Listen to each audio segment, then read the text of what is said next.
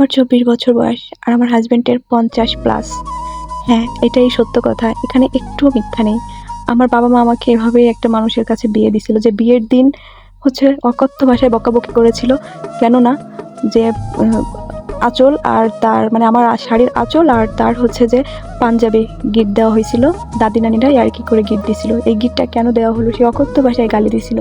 তখন আমার বোন এসে কাবিননামা খুঁজছিল যে ছিঁড়ে ফেলবো, বোন দিব না। তখন আমাদের কিছু মুরব্বীরা তাকে খুব প্রতিহত করে কেন এই কথা বলল। এবং আমি ফার্স্ট গালি তখন শুনি যখন আমি মা বাবার থেকে বিদায় নিয়ে ঠিকমতো বিদায়টাও না আমি নিতে পারিনি।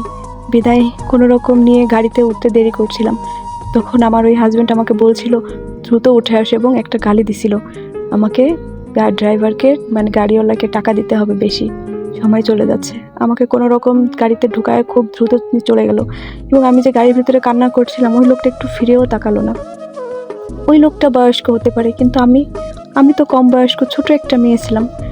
তার তো অন্তত তার তো বোঝা উচিত ছিল, কিন্তু সে সেইটাও বোঝেনি। বিয়ে করে আমাকে বাড়িতে নিয়ে গেল। আমার 2টো অবিবাহিত ননদ ছিল। আমার ননদ দুজন আমাকে খুব ভালোবাসতো, খুব যত্ন করতো, কিন্তু ওই লোকটা ছিল মুখোশ পরে।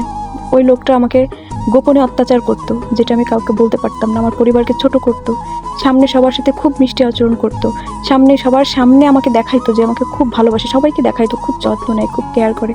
কিন্তু না, সে আসলে আমাকে ওইভাবে যত্ন নিত না, কেয়ার করতো না।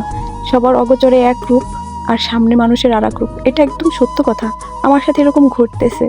আমার বাবা মায়ের ধারণা ছিল বয়স্ক লোক, এবং তার আগেও একটা বিয়ে ছিল, 9 বছর সংসার করার পরে সেই বউটাও চলে যায়। তো আমার বাবা মায়ের ধারণা ছিল এই লোকটা আমাকে খুব ভালোবাসবে, খুব যত্নে রাখবে।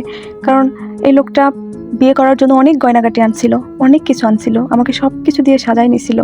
এটা দেখে আমাদের এলাকার মানুষও অনেক খুশি হয়েছিল, ভাবছিল আমি অনেক সুখে থাকবো। কিন্তু সুখ আমার কপালে ছিল না।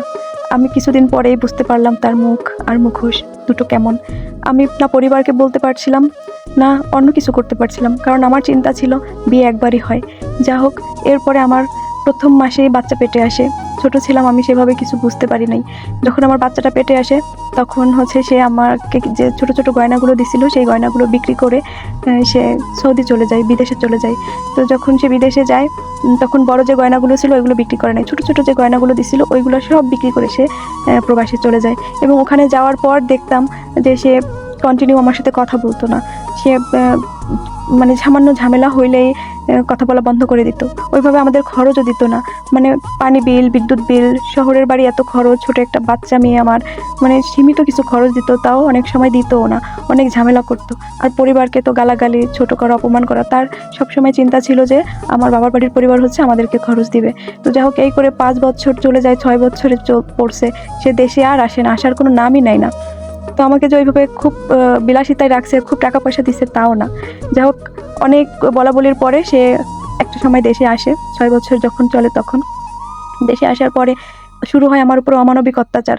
তার কথা আমার পরিবার এখন তাকে চালাবে, কেন তাকে আমি দেশে আনলাম, কেন তাকে আমি দেশে আসতে বললাম, সেই জন্য এখন আমার পরিবার তাকে কিভাবে চালাবে। তারপরে আমার পরিবার চাল ডাল যা কিছু প্রয়োজনীয় সব কিছু দিত।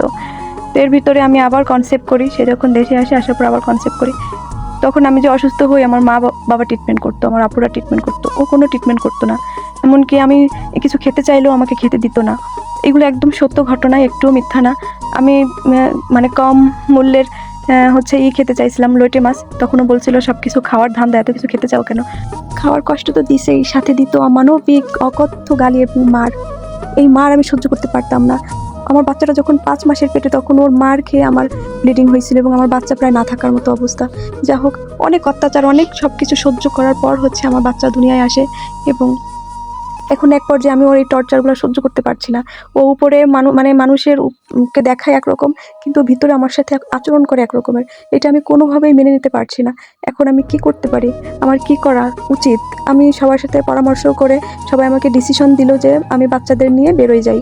তো আমি সেটাই করছি। আমি আমার বাচ্চাদেরকে নিয়ে, আমার একটা মেয়ে এবং আমার একটা ছেলে, ওদেরকে নিয়ে আমি হচ্ছে আমার বাবার বাড়িতে চলে যাই।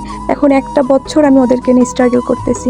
যাই হোক, আজকে পর্যন্তই। পরবর্তী পার্ট দেখতে হলে অবশ্যই ফলো দিয়ে পাশে থাকতে হবে, এবং আমি নেক্সট ডে পরবর্তী পার্টে সব কিছু বলবো, মানে বর্তমান সিচুয়েশন কেমন এবং বাচ্চাদের নিয়ে কি করা হচ্ছে এবং ফিউচার প্ল্যানিং কি, পরবর্তী ভিডিওতে আমি বলবো সব কিছু। সকলে ভালো থাকবেন, আল্লাহ হাফেজ।